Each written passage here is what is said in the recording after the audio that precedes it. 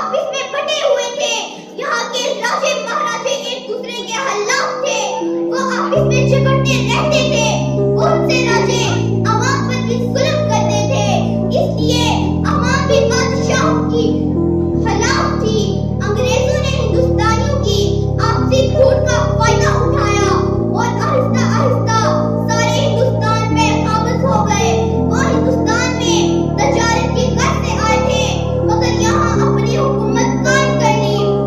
वफादारी वतन से हो, यही इस्लाम कहता है।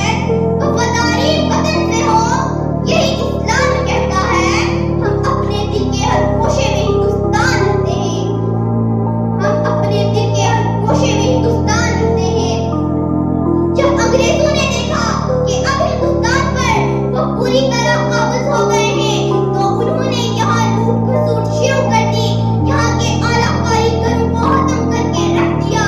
वह हिंदुस्तान से सामान इंग्लैंड ले जाते, फिर वहाँ के कारखानों में तैयार करके बहुत महंगे दाम फरोख्त करते थे। बहुत से रुपये अपनी तनख्वाह की शक्ल में ले लेते थे। इस तरह अंग्रेजों ने हिंदुस्तान को हाथों हाथों से लूटना शुरू किया। जो हिंदुस्तान सोने की चिड़िया कहलाता था, अंग्रेजों ने उसे लूटकर खोखला कर दिया। इसके साथ वो हिंदुस्तानियों पर जुल्म भी करने लगे थे। इस तरह हिंदुस्तानियों के दिल में अपना देश आजाद करने का ख्याल पैदा हुआ।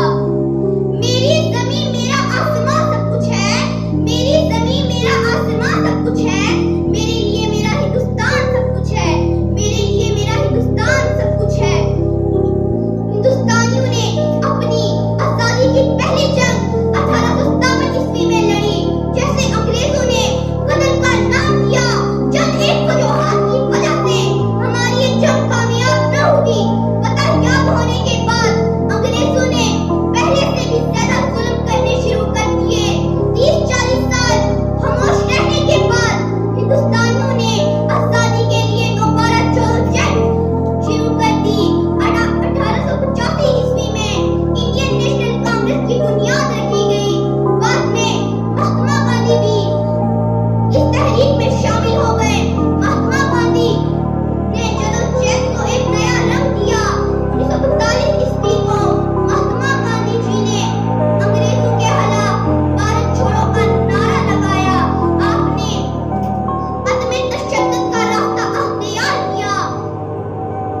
महात्मा गांधी जी की शख्सियत से मुतासिर होकर अली ब्रादरान पंडित, मोतीलाल नेहरू, हकीम Ahmad Khan, doctor Ansari, Pandit Jawaharlal Nehru, Sheikh Abdullah Jayaprakash Narayan, master Tarachand, doctor Rajendra Prasad,